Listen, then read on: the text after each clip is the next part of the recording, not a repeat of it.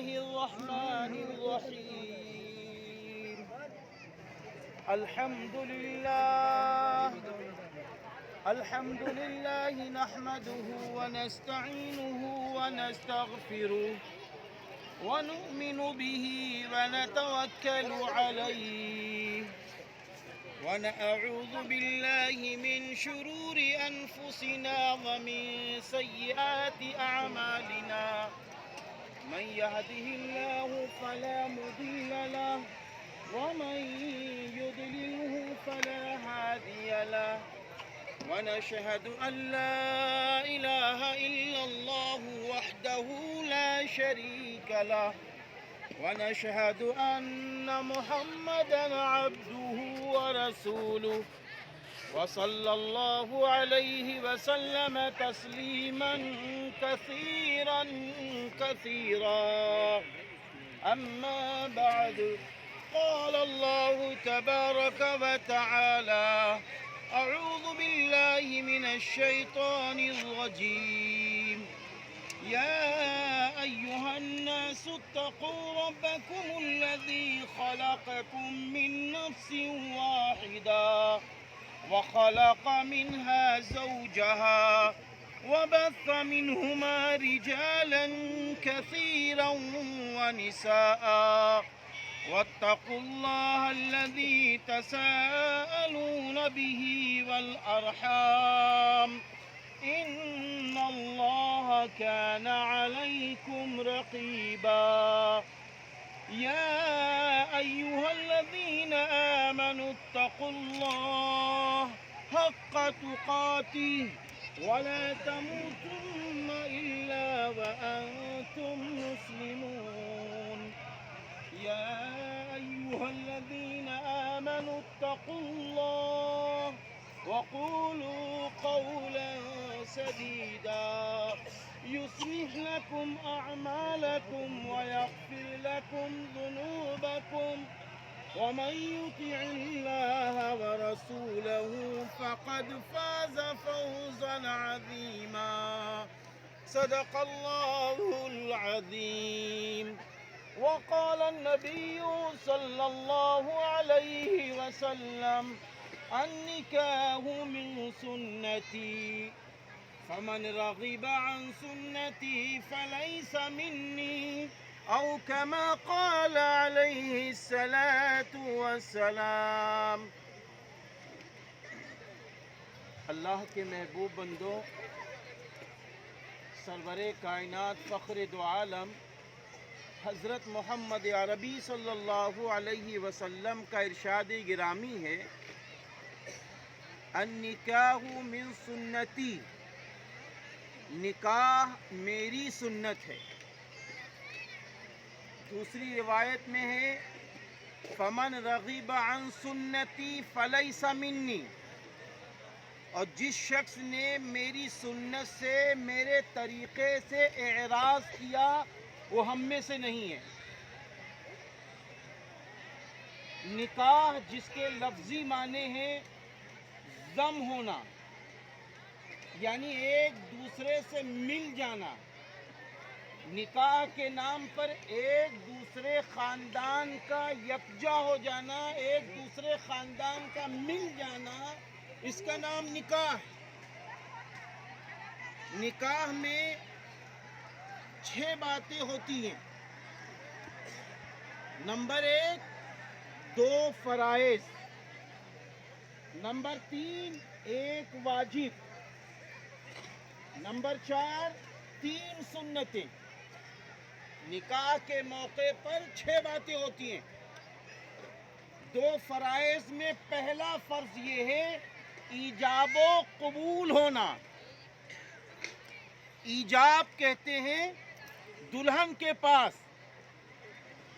ان کے والد محترم یا ولی یا وکیل صاحب پہنچتے ہیں، اور پہنچنے کے بعد دولہا صاحب کا نام، دولہا صاحب کے والد محترم کا نام اور دولہا صاحب کا پتہ اور مہر نقد ہے یا ادھار ہے اس کا ذکر کرتے ہیں. جب اس کا ذکر کرتے ہیں تو دلہن اجازت دیتی ہے، اس کا نام ایجاب ہے۔ اور اجازت کس بات کی؟ کہ اے اللہ، اسلام کی روشنی میں آج میں اس بات کی اجازت دے رہی ہوں کہ جس طرح ہم نے اپنے گھر میں رہ کر اپنے ماں باپ کی فرما برداری کی تھی، اپنے بھائیوں کی فرما برداری کی تھی، اے اللہ آج سے میں اپنے شوہر کی فرما برداری کروں گی۔ اس بات کی اجازت ایک دلہن دیتی ہے، اس کا نام ایجاب ہے۔ قبول، جو انشاءاللہ ابھی قاضی صاحب اسی ایجاب کو قبول کروائیں گے، اس کا نام قبول ہے۔ یہ ایک فرض ہوا۔ اور دوسرا فرض یہ ہے نکاح کے موقع پر دو گواہوں کی گواہی دینا۔ اب تیسرا مسئلہ ہے واجب، مہر دینا واجب ہے۔ قرآن حدیث کی روشنی میں ہے کہ جو مہر آپس میں طے کرو اس کو خوشی خوشی ادا کرو، خوشی خوشی۔ ابھی ہمارے اور آپ کے بیچ میں ہم لوگ ابھی یہاں سے گئے دلہن کے پاس، جاتے ہوئے راستے میں حاجی شفیق انصاری صاحب اور ہم لوگ گفتگو کر رہے تھے کہ عام طور پر مہر رقم کی شکل میں رکھ دیا جاتا ہے اور یہ ہوتا ہے کہ مہر بعد میں دے دیا جائے گا۔ تو وہ مہر بعد میں دلہن کو بڑی مشکل سے ملتا ہے، اللہ کوئی امانت دار شوہر ہو جو اپنی شریک حیات کو نقد رقم دے دے، ورنہ بعد میں جلدی نہیں ملتا ہے، یا تو مرحومہ کے طور پر معاف کرایا جاتا ہے ورنہ ایسے ہی زندگی گزر جاتی ہے۔ یاد رکھنا میرے بھائیوں، سرور کائنات فخر دو عالم حضرت محمد عربی صلی اللہ علیہ وسلم نے جو بھی شادیاں کی ہیں سب میں نقد مہر ہے، اس لیے ہم لوگوں کو نقد مہر باندھنا چاہیے۔ کوشش کرو زیورات کی شکل میں دے دو۔ آج بھی ماشاءاللہ ایک اچھا مہر ہے، نقد ہے۔ اور یاد رکھنا مہر کتنا ہونا چاہیے، ایک سوال اٹھتا ہے، اس پہ اختلاف ہوتا ہے۔ کوئی کہتا ہے مہر فاطمی ہو تو کوئی کہتا ہے کہ فلاں شخص کا مہر دیکھا جائے، لیکن شریعت یہ کہتی ہے دولہا کی حیثیت کو دیکھا جائے۔ دولہا جس حیثیت کا ہے اور جتنی نقد رقم وہ بآسانی دے سکتا ہے اتنا مہر باندھنا چاہیے، اتنا مہر باندھنا چاہیے۔ بس یہ دولہا صاحب اس بات کا خیال رکھیں کہ مہر بالکل معمولی نہ ہو، سماج میں اس کی ویلیو ہو۔ دوسری بات، مہر کیوں باندھا جاتا ہے؟ مہر اس لیے باندھا جاتا ہے کہ شریعت مطہرہ نے لڑکیوں پر، عورتوں پر بڑے احسان کیے ہیں۔ قرآن پاک کے اندر ترتیب میں ہے کہ اللہ جس کو چاہے بیٹی دے یا بیٹا دے، اللہ نے ترتیب میں پہلے بیٹی کا نام لیا ہے، یَہَبُ لِمَن یَشَاءُ اِنَاثًا وَیَہَبُ لِمَن یَشَاءُ الذُّکُورَ۔ اللہ جسے چاہے بیٹی دے یا بیٹا دے، پہلے اللہ نے بیٹی کا نام لیا ہے۔ اور نبی پاک صلی اللہ علیہ وسلم نے فرمایا اللہ جس کو پہلی بیٹی دے دے وہ خاتون خوش نصیب ہوتی ہے۔ اور پھر نبی نے فرمایا اللہ جس کو ایک بیٹی دے، دو بیٹی دے، تین بیٹیاں دے، اور وہ اپنی بیٹیوں کی اچھی پرورش کرے، تعلیم یافتہ بنائے، ایماندار بنائے، اور پھر جب نیک رشتہ مل جائے تو لڑکی کی ماں باپ اس نیک اور صالح مرد کو اپنی بیٹی دے دے، یعنی اس سے نکاح کر دے۔ تو نبی پاک صلی اللہ علیہ وسلم نے فرمایا ایسی ماں اور ایسے باپ جو بیٹی کے والدین ہیں وہ جنتی ہیں۔ اور دوسری روایت میں ہے وہ دونوں مجھ سے اتنے قریب ہوں گے جیسے یہ دو انگلیاں قریب۔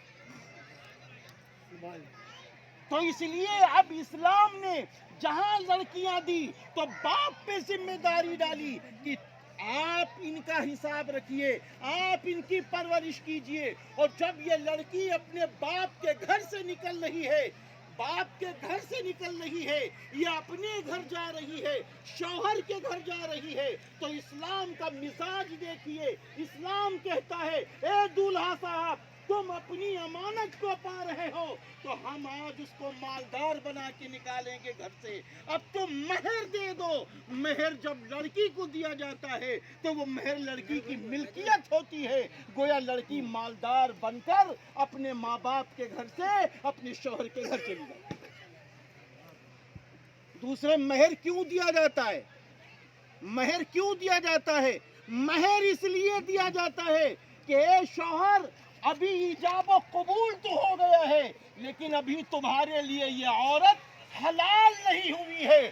زندگی بھر کے لیے حلال خوشی کے لیے جب ہوگی جب تم مہر ادا کرو، اور جب مہر ادا ہو جاتا ہے اب ایک دوسرے کی خوشیاں مکمل ہو جاتی ہیں۔ اب آئی بات وہ 3 سنتیں نکاح کے موقع پہ کون کون سی ہیں۔ اس میں سے پہلی سنت یہ ہے، نکاح کے موقع پر خطبہ پڑھنا اور کلام اللہ کی 3 آیتیں پڑھنا اور چند حدیث پاک کا پڑھنا نکاح کے موقع پر سنت ہے۔ نکاح کے موقع پر سنت ہے، اور یہ ایک ایسی سنت ہے، اگر ابھی کسی سے یہ کہا جائے بھیا اپنی موت کو یاد کرو، میرے بھائی اپنی موت کو یاد کرو، تو آپ کہیں گے مولوی صاحب یہ شادی کا موقع ہے، یہ جشن کا موقع ہے، مولوی صاحب کاہے موت کو یاد کروا رہے ہو؟ لیکن ہمارے اور آپ کے نبی رحمت للعالمین صلی اللہ علیہ وسلم فرما رہے ہیں کہ جب تم نکاح کی محفل میں ہو تو یہ قرآن کی آیتیں پڑھو جو میں نے پڑھی ہیں۔ وہ کون سی ہیں؟ یا ایھا الذین آمنوا اتقوا اللہ حق تقاتہ ولا تموتن الا وانتم مسلمون۔ اے ایمان والو، اللہ سے ڈرو جیسا کہ اس سے ڈرنے کا حق ہے، اور تم مت مرنا مسلم کے حیثیت سے مرنا۔ آپ ذرا اندازہ لگائیں۔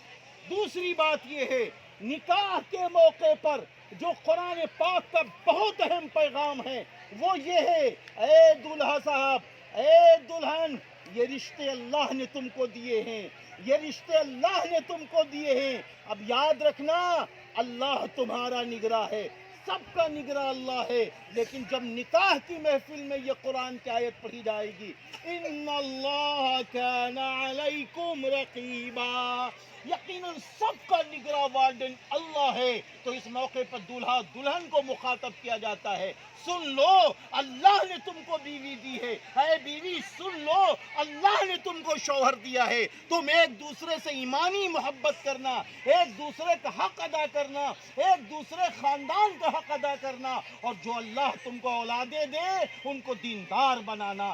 کیوں؟ حدیث پاک میں ہے جب نکاح انسان کرتا ہے تو آدھا ایمان مکمل ہوتا ہے۔ نکاح جب کرتا ہے، بہت سارے لوگوں کو دیکھو، معاف کر دینا، 100 بار معاف کر دینا، بہت سارے لوگوں کو دیکھو نکاح ہی نہیں کر رہے، یہ بزرگی سمجھ رہے ہیں۔ اور میرے نبی کیا فرما رہے ہیں؟ نکاح کرنے سے آدھا ایمان مکمل ہو رہا ہے۔ اب آدھا ایمان جو بچا تو رسول اللہ صلی اللہ علیہ وسلم نے فرمایا جب اسلام کی روشنی میں نکاح زندگی گزرے گی تو آدھا نکاح اور مکمل ہو جائے گا، آدھا ایمان اور مکمل ہو جائے گا۔ اب دوسری بات، دوسری سنت کون سی ہے؟ دوسری سنت یہ ہے، نکاح کے موقع پر چھہاروں کا لٹانا۔ میرے بھائیو غور سے سن لو، نکاح کے موقع پر چھہاروں کا لٹانا، سرور کائنات فخر دو عالم حضرت محمد عربی صلی اللہ علیہ وسلم نکاح کا جب ہوتا تھا اس کے بعد تھوڑا اس طرح لٹا دیتے تھے تاکہ لوگ خوشی خوشی اسے لوٹ لیں، بس چھہاروں کی بے ادبی نہ ہو، پھینکا نہ جائے۔ تخت پر جہاں نکاح ہوا ہے بس تھوڑے چھہارے ایسے لٹا دیے جائیں تاکہ حضور صلی اللہ علیہ وسلم کی سنت زندہ ہو، سنت زندہ ہو جائے۔ اور تیسری سنت یہ ہے کہ جب دلہا اور دلہن خوشیوں کا اظہار کر لیں تو پھر رسول اللہ صلی اللہ علیہ وسلم نے فرمایا اے دلہا اب تم ولیمہ کرو۔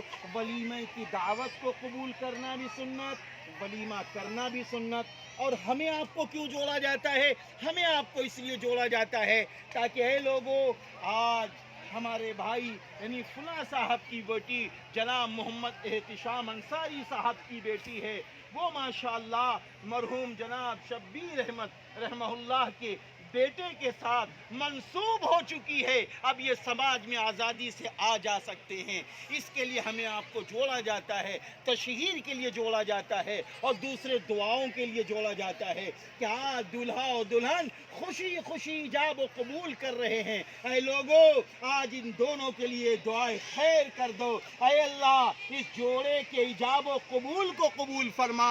اے اللہ اس جوڑے پر اپنا رحم فرما، کرم فرما اور ایک دوسرے میں محبتیں داخل فرما اور نیک صالح اولادیں عطا فرما۔ یہ اللہ سے دعا کی جائے، اللہ تعالی ہم سب کی مدد فرمائے۔ وما علینا الا البلاغ۔